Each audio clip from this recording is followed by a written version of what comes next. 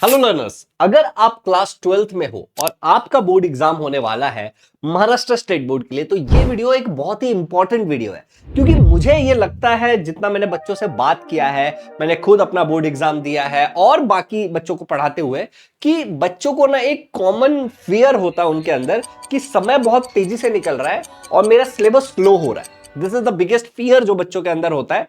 Second problem क्या आता है कि बच्चे सोचते हैं कि यार मैं पढ़ रहा हूं, आगे बढ़ रहा हूं और पीछे की चीजें भूल जा रहा हूं। और तीसरे ऑब्वियसली वो बच्चे हैं जो सही से पढ़ नहीं पा रहे, स्टार्ट ही नहीं कर पा रहे, या फिर स्टार्ट कर लेते हैं तो कंसिस्टेंट नहीं रह पाते। नाउ ये एक वीडियो तुम्हें प्रॉपर कमबैक स्ट्रेटेजी देगा, जिससे तुम अपने class 12th Maharashtra state board जो एचएससी है उसमें प्रॉपर तरीके से प्रिपेयर कर पाओगे एंड बिना रिग्रेट के पढ़ाई करोगे और रात को सो पाओगे और दूसरे दिन फिर से उसको रिपीट कर पाओगे। Let's get started with this video. इस वीडियो पर टारगेट करते हैं छोटा सा 1000 लाइक का, और कमेंट में डाल देना अपना 12th स्टैंडर्ड का percentage target. Let's get started learner. सबसे पहले यहां पे एक सवाल से शुरू करते हैं, वेयर आर यू नाउ। अब ये वीडियो को हम एक इंटरैक्टिव वीडियो रखेंगे, तो मैं चाहता हूं कि आप लोग एक पेपर पेन लेके बैठ जाओ और कहीं कहीं जहां जहां मैं कमेंट में डालने के लिए चीजें बोलूं तो वहां पर रिसर्च करो आसपास की चीजें से जो मैं बोलूंगा और कमेंट में डालना। चलिए, सबसे पहले वेयर आर यू नाउ मतलब मैं ये नहीं पूछ रहा हूं कि तुम डोंबिवली में रहते हो, कि राजस्थान में रहते हो, कि गुजरात में रहते हो। मैं कहना चाह रहा हूं कि ये जो महीना है मेरे बच्चों, हमें ये बात को समझना पड़ेगा कि ये महीना अभी हमारा चल रहा है जुलाई का महीना, जब मैं ये वीडियो बना रहा हूं। ओके, जुलाई है हमारे पास है अगस्त, हमारे पास है सितंबर, यहां हमारे पास है अक्टूबर, हमारे पास है नवंबर। अब ये चीज तुम्हें बहुत तरीके से समझ आ जानी चाहिए। एक बार तुमने ऑलरेडी बोर्ड एग्जाम दे रखा है 10th स्टैंडर्ड का, कि कहीं ना कहीं 12th स्टैंडर्ड में नवंबर से महीना इंपॉर्टेंट हो जाता है, फिर हमारे पास है दिसंबर, फिर हमारे पास है जनवरी, और फेब में तो हमारा 100% बोर्ड एग्जाम शुरू हो ही जाएगा। ठीक है, अब इस चीज को अगर मैं थोड़ा सा बाइफरगेट करूं तो ये आपको जवाब देगा कि आप अभी कहां पे स्टैंड करते हो। फॉर एग्जाम्पल, जुलाई का महीना 1 2 3 4, ये जो हमारा 5वां महीना होने वाला है, इसके अंदर हमारे शुरू हो जाएंगे प्री बोर्ड्स। मैक्सिमम यहां पे या यहां के आजू बाजू में हमारे प्री बोर्ड शुरू हो जाएंगे। प्री बोर्ड मतलब प्रीलिमिनरी एग्जामिनेशन। तो आइडियली अगर मैं देखने जाऊं तो यही 4 से 5 महीना है मेरे पास, जिसमें मुझे अपना मैक्सिमम सिलेबस को कंप्लीट करना है। ओके, मुझे अपना मैक्सिमम सिलेबस को कंप्लीट करना है। और यहीं पे एक बहुत अहम सवाल उठता है कि मेरा कितना सिलेबस कंप्लीट हो गया। क्या वो 0 है, क्या वो 1 चैप्टर है, क्या वो 20 चैप्टर है, या वो कितना है। और हमें इस चीज को इस तरीके से समझना है कि मुझे लिखना है कि भैया फिजिक्स, ठीक है ना, और मुझे क्या करना है, फिजिक्स का टेक्स्ट बुक खोलना है। और now this is the part जहां पे आपको टेक्स्ट बुक डेफिनेटली खोलना है और कमेंट में भी लिखना है, और साथ ही साथ अपने पेपर पेन पे तो लिखना ही लिखना है। क्योंकि अगर तुम सच में चाहते हो ना कमबैक करना, अगर तुम सच में कंसिस्टेंट करना चाहते हो ना, तो एफर्ट यहीं से डालना शुरू करना पड़ेगा। ठीक है, अगर एफर्ट डाल रहे हो तो लिख दो नीचे कमेंट में एफर्ट, और नहीं डाल रहे हो तो फिर तो बात ही खत्म हो जाती है। ठीक है, लेट्स से मैं यहाँ पे एक आइडियल सिचुएशन लेके चलता हूं जहां पे तुम ना पीसीएमबी पढ़ रहे हो, केमिस्ट्री, बायोलॉजी, हो सकता है किसी का मैथ्स हो। ठीक है, किसी का मैथ्स हो। मैं इंग्लिश, कंप्यूटर साइंस, आईटी वगैरह के सब्जेक्ट काउंट नहीं कर रहा हूं। अब जैसे एग्जांपल के लिए मैं फिजिक्स की बात करूं, केमिस्ट्री की बात करूं, बायोलॉजी की बात करूं, मैथ्स की बात करूं, तो हमारे कितने चैप्टर्स हैं, हमें सबसे पहले यह समझना पड़ेगा। मैं आपको बताता हूं कि आपको एग्जैक्टली करना क्या है। तो यहां पे जैसे मेरे पास अभी फिजिक्स का टेक्स्ट बुक अवेलेबल है, क्योंकि मैं बच्चों को फिजिक्स पढ़ाता हूं class 12th Maharashtra state board परिश्रम बैच इजी लर्निंग में। तो ये मेरे पास जैसे 12th का टेक्स्ट बुक है, और इस किताब को मैं खोलूंगा और मुझे बस क्या करना है, लिटरली ये करना है तुम लोगों को कि तुमको ये इंडेक्स पेज देखना है। यहां पे तुम देखोगे ना तो तुमको पता चलेगा कि कितना चैप्टर है, 16 चैप्टर है। ठीक है ना, केमिस्ट्री में कितना चैप्टर है, मोस्टली 16 चैप्टर है। बायो में कितना चैप्टर है, लेट्स से 16 चैप्टर, जो भी है एक्स वाई जेड चैप्टर जितने भी है, आपको वो चीज लिखना है। अब ये लिखने के बाद साथ ही साथ आपको क्या करना है, आपको लिखना है कि 16 में से आपके कितने हो गए। जैसे मैंने अभी 4 कर लिए, इसमें मैंने 5 कर लिए, इसमें मैंने मान लो 3 कर लिए, इसमें मान लो मैंने अब तक 0 किए। तो आपको लिटरली ये बात लिखना है, और फिर आपको एक आइडिया आ जाएगा कि आप कहां पे स्टैंड कर रहे हो। एंड साथ ही साथ इसको 100 से मल्टीप्लाई अगर कर लोगे तो तुमको परसेंटेज में भी पता चल जाएगा कि तुम्हारा ओवरऑल पर सब्जेक्ट कितना सिलेबस कंप्लीट हुआ, और तुम फिर एवरेज निकाल सकते हो कि तुम्हारा कितना सिलेबस हो गया है। तो ये वेयर आर यू नाउ, इस बात को बहुत आराम से समझना है, करना है, और नीचे कमेंट में डालना है कि आपका कितना परसेंट सिलेबस हो गया ओवरऑल। ठीक है ना, समझने के बाद अच्छा, ये जो हमारा पीरियड है, यहां तक हमारा मैक्सिमम मैं कहता हूं कि 60 to 70% सिलेबस आइडियली हो जाना चाहिए। 100% हो जाए तो बहुत अच्छी बात है। अच्छा, उसके बाद तुम मान के चलो या तो दिसंबर में या तो जनवरी में तुम्हारा एमएचटी सीईटी का पहला अटेम्प्ट रहेगा। ठीक है, अगर तुम वो दे रहे हो तो उसका पहला अटेम्प्ट रहेगा, तो उसके लिए भी पैरेलली तैयारी करना चाहिए। और अब कैसे करेंगे, मतलब अभी आइडियली कैसे करोगे आप, तो जैसे मान लो तुमने टोटल नंबर ऑफ चैप्टर देखा, तो यहां पे अब मान के चलो कि 3 चैप्टर्स पर सब्जेक्ट पर मंथ, या फिर 4 चैप्टर्स आपका आइडियली पर सब्जेक्ट, ठीक है ना, पर मंथ वाला हिसाब किताब होना चाहिए। समझ रहे हो, 3 से 4 चैप्टर आपको पर महीने पर सब्जेक्ट कंप्लीट करना, फॉर एग्जांपल। और ये जब मैं 4 चैप्टर की बात कर रहा हूं ना, तो ऐसा नहीं कि आपको 4 फ्रेश चैप्टर पढ़ने ही है। कुछ चैप्टर जो आपने पढ़ रखे हैं उसका आप रिवीजन प्लान करोगे, उसको रिपीट करोगे, कुछ चैप्टर को आप फ्रेश पढ़ोगे, नया चैप्टर आप पढ़ोगे, ठीक है ना। और कुछ ऐसे चैप्टर भी होंगे जिनमें आप अपने केवल डाउट्स क्लियर करोगे। तो ऐसे करके आपको, क्योंकि कुछ ना कुछ तो पढ़ा होगा ना ऑब्वियसली, ठीक है ना। तो इस तरीके से आपको एक आइडियली लेके चलना है, तभी जाकर के यहां पे आप बहुत सारा कॉन्फिडेंस फील करोगे, यहां पे आप बहुत सारा कॉन्फिडेंस फील करोगे। क्योंकि ये वाला जो पीरियड है ना, ये बहुत ही खतरनाक पीरियड होता है। आपने शायद 10th में भी ये फेस किया होगा कि इस पीरियड में सब कुछ शुरू हो जाता है स्कूल के अंदर, ठीक है ना। सबमिशन, ये दुनियादारी, प्रैक्टिकल प्रैक्टिकल, तो पूरी तरीके से मेंटली हम उसमें एग्जॉस्टेड होते हैं। अच्छा, अगली बात, अब यहां पे तुम्हें एक चीज और समझना है कि जो तुम्हारे पास टाइम है, ठीक है ना, वो आपको बहुत अच्छे से यूटिलाइज करना है। टाइम कैसे, जो ओवरऑल मंथ में टाइम है वो भी आप समझो, ठीक है ना। और साथ ही साथ आपको ये भी डिसाइड करना है कि आप ओवरऑल कितने घंटे पढ़ाई करते हो। Just give me a second, मैंने स्लाइड डाला है कि नहीं डाला, मैं एक बार चेक कर लेता हूं। नहीं डाला, चलो यही पे बताता हूं आपको, ठीक है।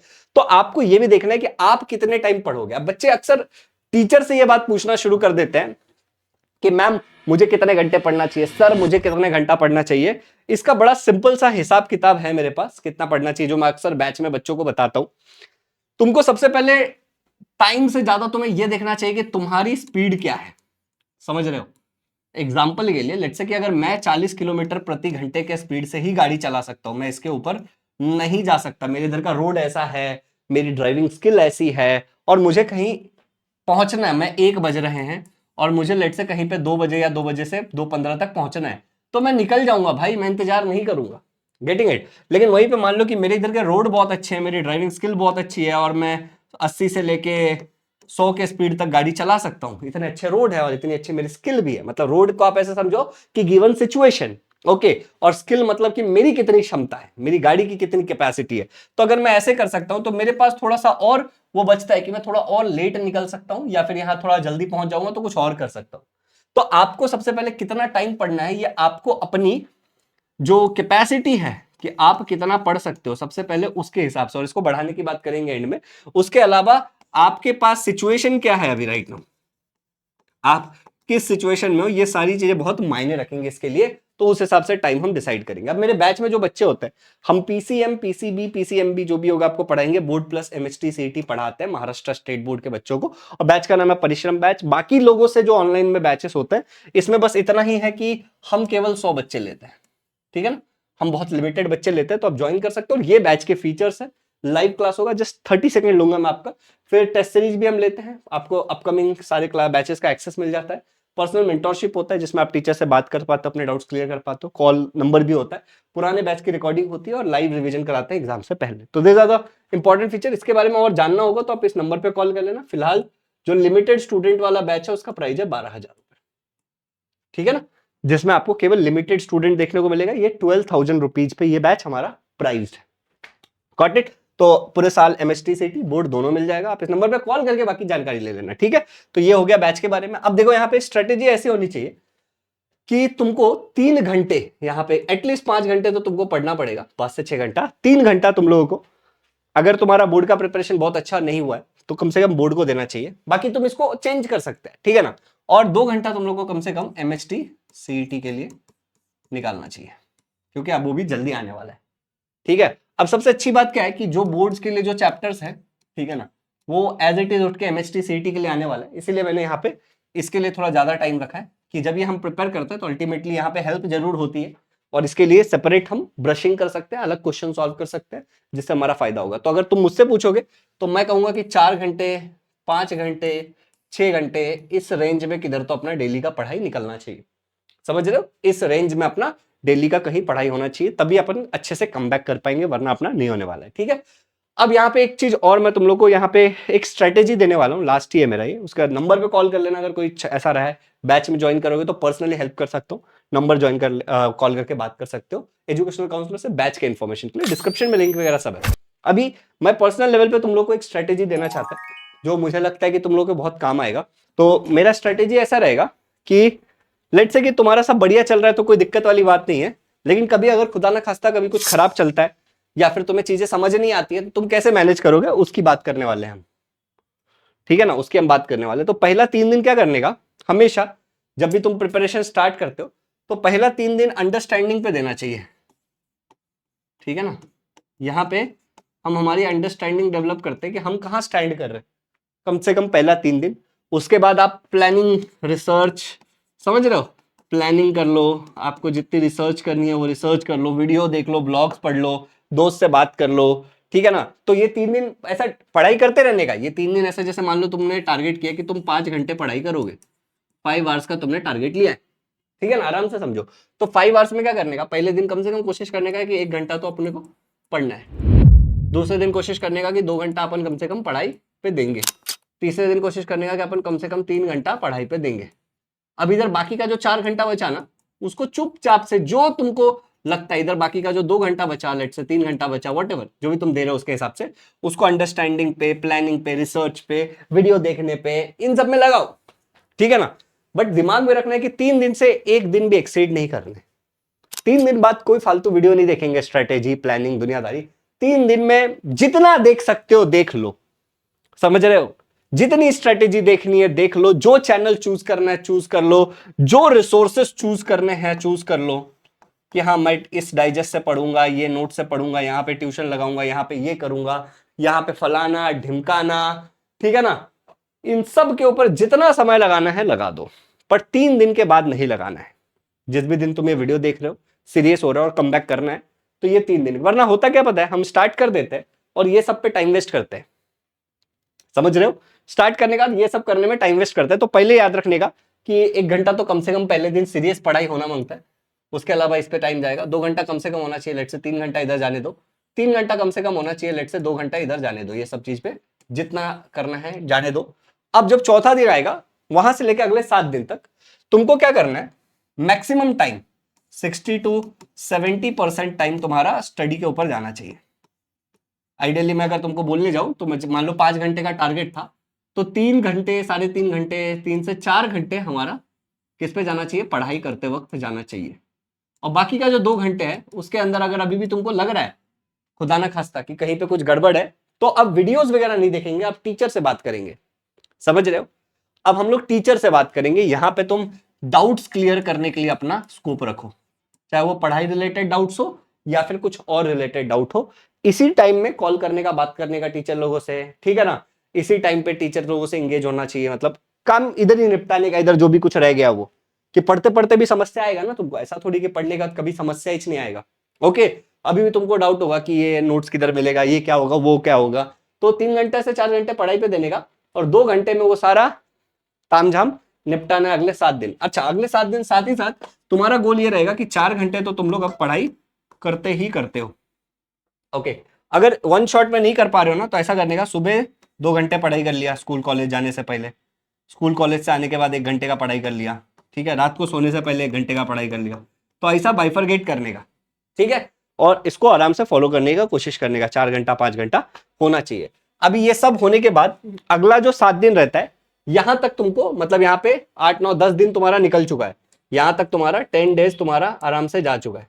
ओके, 10 डेज तुम्हारा निकला। अभी अगला 10 डेज का जो 11th डे रहेगा, उधर से तुम मान के चलो जो अगला 7 दिन रहेगा, उस 7 दिन एंड सो ऑन, ठीक है ना, एंड सो ऑन, एकदम कॉन्क्रीट प्लान होना चाहिए। कॉन्क्रीट प्लान यानी कि तुमको पता है कि अब तुमको क्या करना है और तुमको कोई डिस्ट्रैक्शन नहीं है। जितना रिसर्च, मजदूरी करना था सब तुमने इधर किया, इधर स्मार्ट प्लान फॉलो करेंगे, खुद का बनाया हुआ, किसी और पे डिपेंडेंट नहीं रहेंगे, ठीक है ना। तो एकदम कॉन्क्रीट प्लान बनाने का और उसको चिपक जाने का एकदम, ठीक है ना, कोई टेंशन नहीं रखने का, इधर इधर अपना कॉन्क्रीट प्लान को फॉलो करने का, और साथ ही साथ अपना रिसोर्स चूज करके रख लेने का। ओके, अपना रिसोर्सेस एकदम फिक्स होना चाहिए। सारा रिसर्च, उससे रिसोर्स लाने से पहले का सारा रिसर्च इधर किया अपन ने, 10 दिन दिया उसको लमसम कि रिसर्च करो जितना करना है, मैंने मना नहीं किया। इधर कुछ रिसर्च नहीं होगा, इधर केवल रिसोर्स होगा, और बड़ा फिक्स रिसोर्स होगा, इसमें कुछ एडिशन नहीं, कुछ सब्सट्रैक्शन नहीं। समझ रहे हो, कोई मल्टीप्लीकेशन कोई डिवीजन नहीं, बस यही अपना रिसोर्स अब अपना फाइनल है, इसके अलावा अपन कुछ नहीं ऐड करने वाले। अच्छा एक बार अपना रिसोर्स, सबसे बात करो, टीचर से बात करो, वीडियो देखो, दुनियादारी करो, जो करना है करो, मेरे को कोई लेना देना नहीं है, बट रिसोर्स, इसके बाद रिसोर्स पे कुछ भी दिमाग अपन नहीं लगाएंगे, इधर उधर करके डिस्ट्रैक्ट नहीं होने का है, ठीक है ना। अच्छा प्रोडक्टिव डिस्ट्रैक्शन होता ही है, समझ रहे हो, प्रोडक्टिव डिस्ट्रैक्शन कि हम रिसर्च कर रहे हैं, क्या कर रहे हैं, वीडियो देख रहे हैं, नोट्स ढूंढ रहे हैं, ये कर रहे हैं, वो कर रहे हैं, काम चोर हो तुम, समझ आ रहा है, मत करो, खुद से समझो इस बात को, इधर से नहीं करने का है, इधर दिया तेरे को 10 दिन दिया, 10 दिन बहुत होता है, ठीक है ना।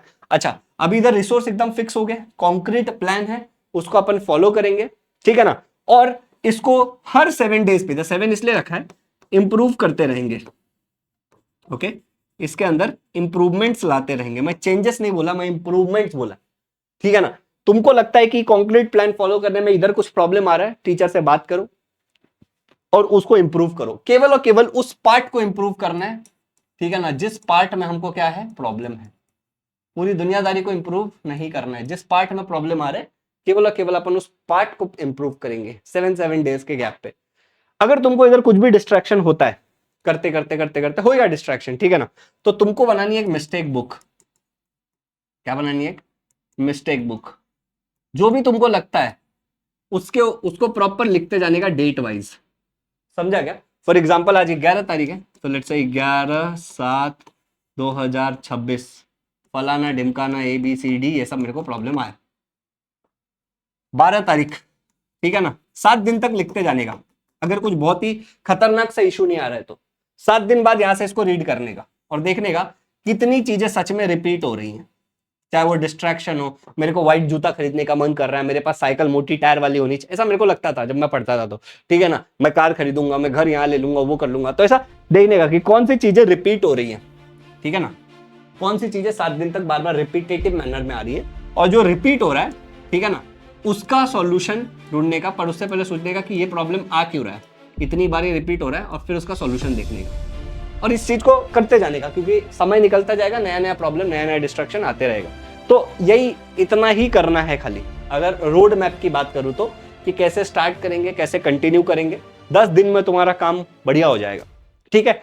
बाकी जो अपने बैच के बच्चे देख रहे हैं नीचे लिख देना कि अगर ऑलरेडी बैच में, और बाकी जो लोग एडमिशन लेना चाहते हैं इस नंबर पे कॉल कर सकते हैं।